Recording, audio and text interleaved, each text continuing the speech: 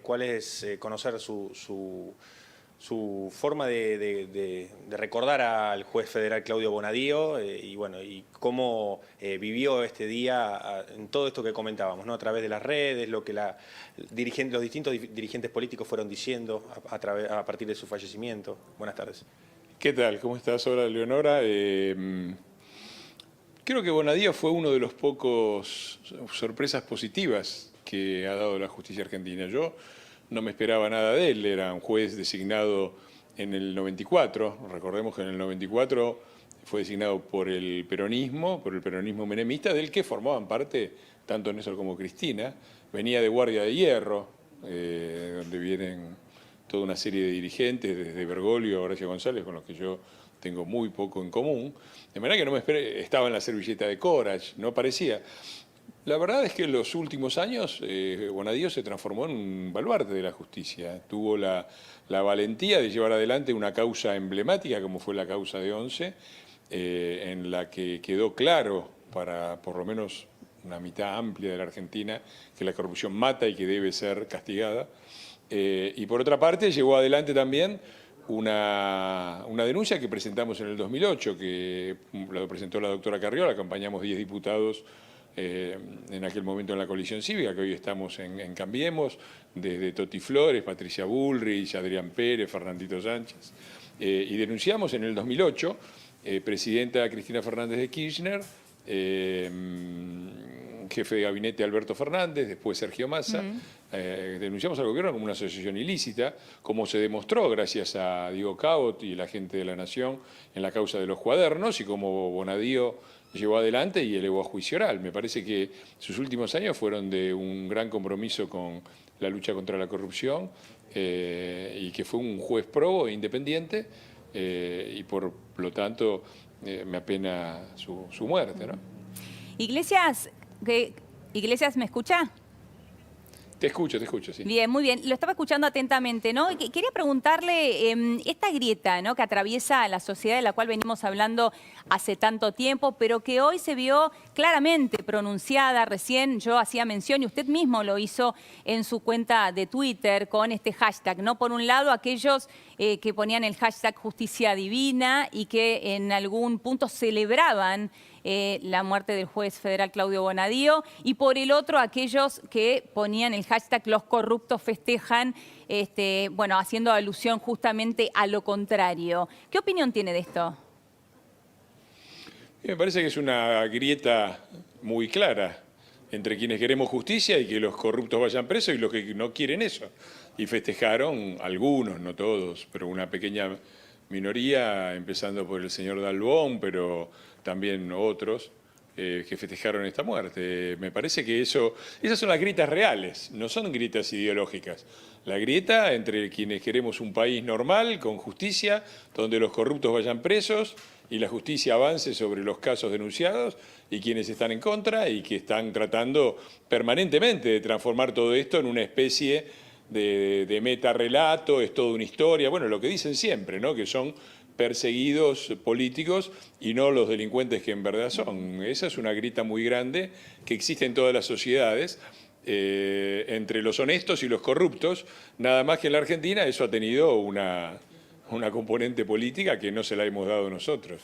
Usted divide entonces una grieta entre honestos y corruptos directamente. ¿No lo ve a esto como parte o no de un espacio político? Digo, es conocido el enfrentamiento que ha tenido el juez Bonadío con Cristina Kirchner o con los Kirchner en particular. ¿Cuál enfrentamiento tuvo el juez Bonadío? Bueno, en realidad hablo de ambos lados, ¿no? Si quiere, le propongo que escuchemos un momento justamente en el cual la expresidenta, ahora actual vicepresidenta, Cristina Kirchner, en una cadena nacional habló del juez Claudio Bonadío y se refirió a él en durísimos términos. Lo escuchamos así y escucho su opinión. Fuero, mira, acá estoy sin fueros. ¿Sabe por qué? Porque no le tengo miedo a ningún juez pistolero, mafioso, ni extorsionador. Ni tampoco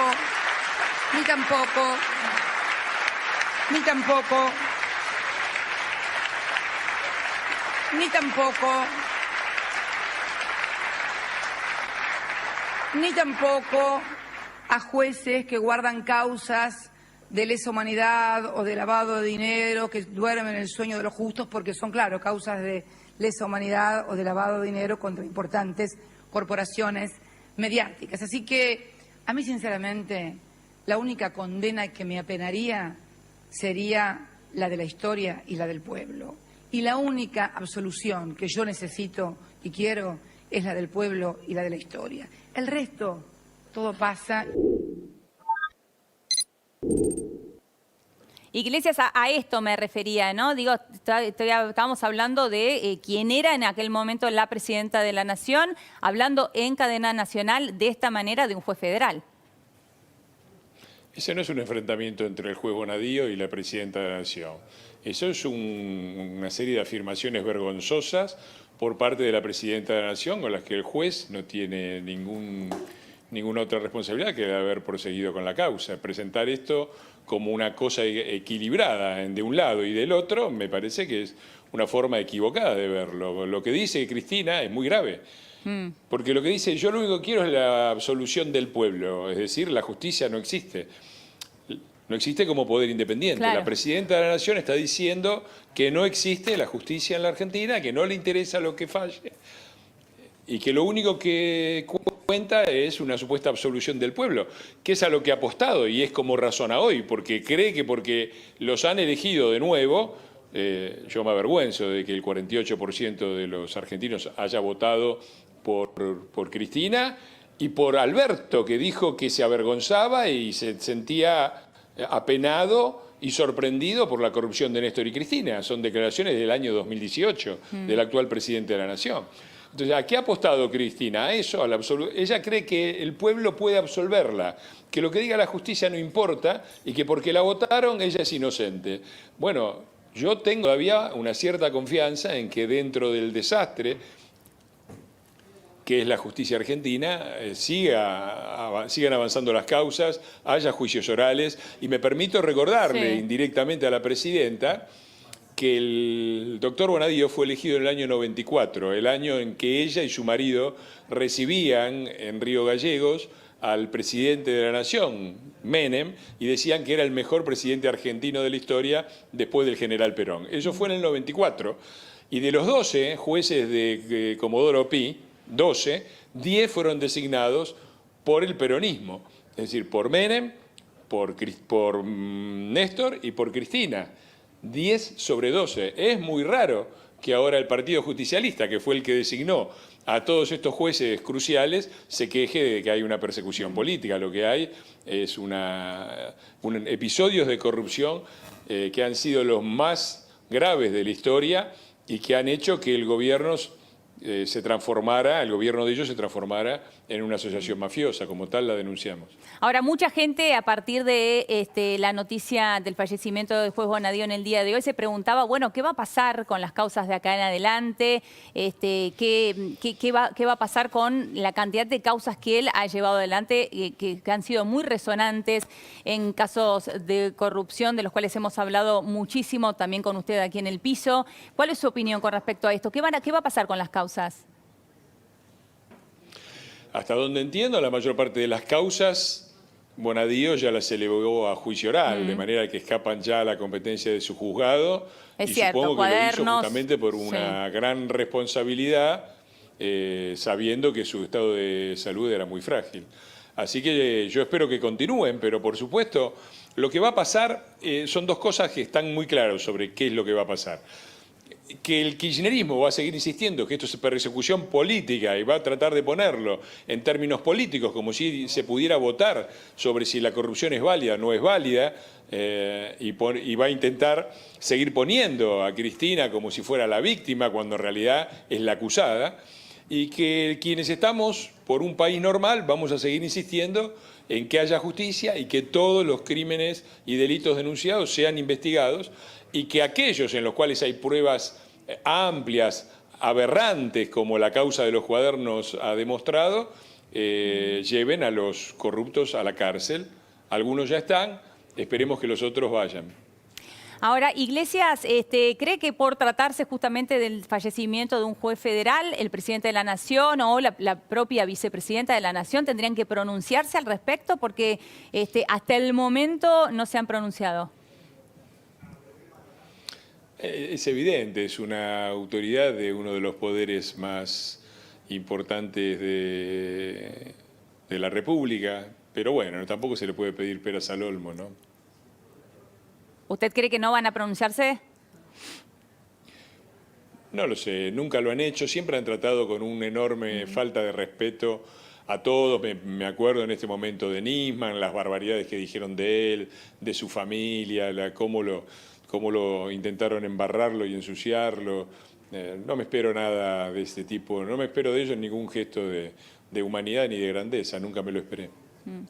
Ahora, ¿cómo evaluaría, digo, hasta el momento la lectura de la justicia argentina, o digo, por dónde piensa, por qué canales piensa ir la justicia argentina a partir del comienzo de este nuevo gobierno? Bueno, no lo sé. Está muy claro que hay una presión enorme sobre los jueces. Lo que sucedió inclusive en la semana anterior a la asunción de los Fernández fue de una extrema gravedad. Esa escena de la expresidente de la Nación, perdón por el lapsus significativo,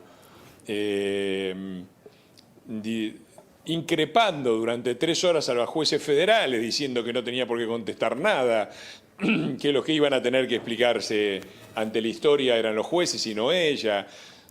Y pocas horas después, el actual presidente de la Nación diciendo que esa había sido una defensa magistral, una defensa extraordinaria. Estamos hablando de un señor que enseña Derecho Penal en la Universidad de Buenos Aires.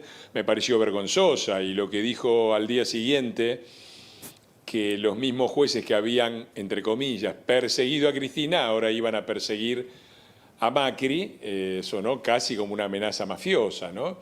Eso fue antes de asumir, así que está muy claro que hay una presión enorme sobre los jueces, sigue habiéndola, todos los días tenemos expresiones de este tipo, y yo espero que los jueces logren resistir esta avanzada, porque si esto queda impune, yo creo que las posibilidades de que la Argentina alguna vez sea un país normal, no digo un país donde no exista la corrupción, porque eso no pasa en ningún lugar del mundo. Digo un país donde la corrupción es la excepción y no la regla. Y donde es la excepción perseguida desde el poder del Estado y no protegida y amparada desde el poder del Estado. Eso se termina si no hay sanción ante delitos tan evidentes, tan perfectamente comprobados. Y me parece que se abre un abismo incolmable para la continuación de la decadencia del país. Ahora, ¿cómo se puede recuperar ese descrédito, digo, de la justicia que tiene hoy la sociedad en general? ¿No? Porque hoy se veía también de manera evidente y se ha visto en muchísimas cuestiones resonantes en este país. Cada uno termina creyendo lo que quiere, no lo que la justicia determina o deja de determinar. Bueno, hay que reconocerles que los muchachos tienen una extraordinaria habilidad en instalar el relato, ¿no? Esto han instalado, por ejemplo, el relato de la deuda impagable que no se podía pagar. Ahora apareció la plata de Kicillof, se puede pagar. Raro. Instalaron el relato de la fuga de capitales. Yo he demostrado con números que en el gobierno de Cristina Kirchner la salida de depósitos y la compra de dólares fue más alta, si se descuenta la inflación estadounidense, fue más alta que durante el gobierno de Macri. Me parece, dicen que la plata que entró se la llevaron a la fuga los amigos de Macri, no sé qué, está perfectamente documentado los pagos, de lo que se tomó del FMI, por ejemplo, más del 90% fue al pago de la deuda en dólares y en pesos. Pero nada de los hechos tiene ninguna correlación, porque tiene razón Durán Barba, Cristina es brillante, ellos son brillantes en acumular poder político, en robar sin ir presos y en instalar un relato donde todo es lo mismo.